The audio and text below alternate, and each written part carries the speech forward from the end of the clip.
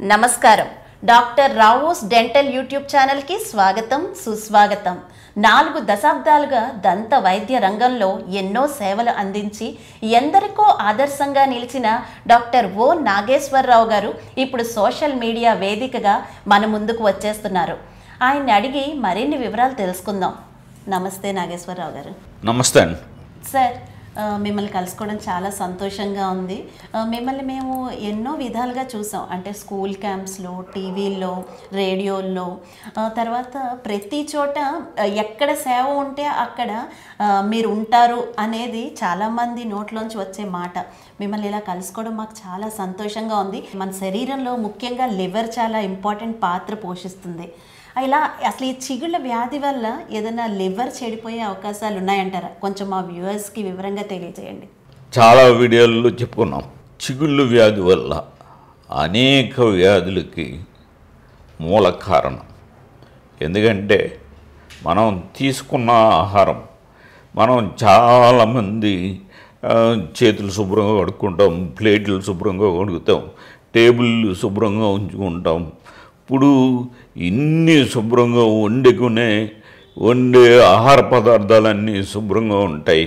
కానీ నోటిలో మాత్రం, నోట్లోకి వెళ్ళేటప్పటికి నోట్లో గార, చిగుళ్ళు నుంచి రక్తం, చిగుళ్ళ నుంచి చీము, ఇట్లాగా నోట్లోనే మనకి కావలసినంత బ్యాక్టీరియల్ ఇన్ఫెక్షన్ ఎక్కువగా ఉండటం అనేది చాలామందిలో చూస్తున్నాం. ఎందుకంటే చాలామంది ఇప్పుడు మా దగ్గరకు వస్తూ ఉంటారు. ఇప్పటికే 40 సంవత్సరాల నుంచి లక్షల మందిని చూడటం జరిగింది.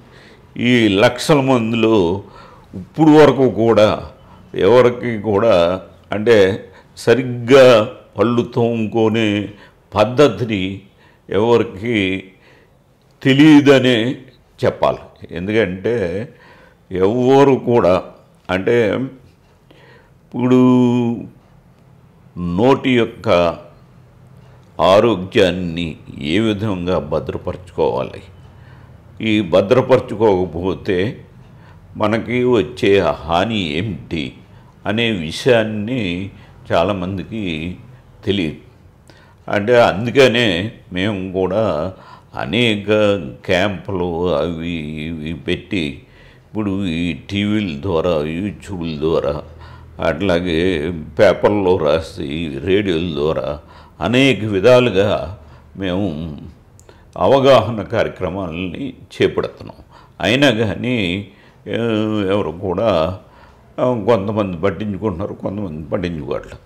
కాబట్టి ఈ విధంగా మన ఎవరికైతే చిగుళ్ళు వ్యాధి ఉంటుందో ఆ చిగుళ్ళు వ్యాధి ఉన్నవాళ్ళు ఏ ఆహార పదార్థం తీసుకున్నా ఆ పదార్థము ఆ చిగుళ్ళు ఉన్న బ్యాక్టీరియాతోటి కలుషితమైపోయి అవి ఈ జీర్ణకోశంలోనికి పోవడం, ఆ జీర్ణకోశం నుంచి రక్తంలో కలవడం, రక్తం నుంచి మన గుండెకి చేరటం, గుండెకి నుంచి అది గుండె పంపింగ్ ద్వారా మొత్తం శరీర అన్ని అవయవాలకి అది చేరటం, ఈ చేరిన రక్తంతో పాటు ఈ బ్యాక్టీరియా చేరి ఏ అవయవం అయితే, ఇప్పుడు మీరు చెప్పారు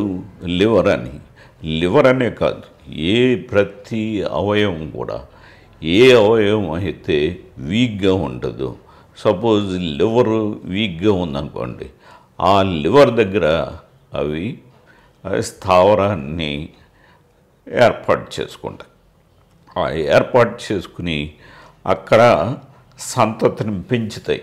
బ్యాక్టీరియా యొక్క సంతతిని పెంచి బ్యాక్టీరియా సంఖ్య పెరిగి ఆ లివర్ని తినేస్తాయి అన్నమాట.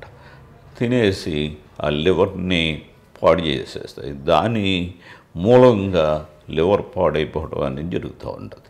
కాబట్టి ఈ విషయాన్ని మీరు గమనించి చిగుళ్ళు వ్యాధి ఎవరికైతే ఉంటుందో వారు ముఖ్యంగా ప్రతి 6 నెలలకు ఒకసారి డాక్టర్ దగ్గరికి వెళ్ళి చిగుళ్ళన్నీ క్లీన్ చేయించుకుని నోటిని మంచి శుభ్రంగా ఉంచుకోవాలి.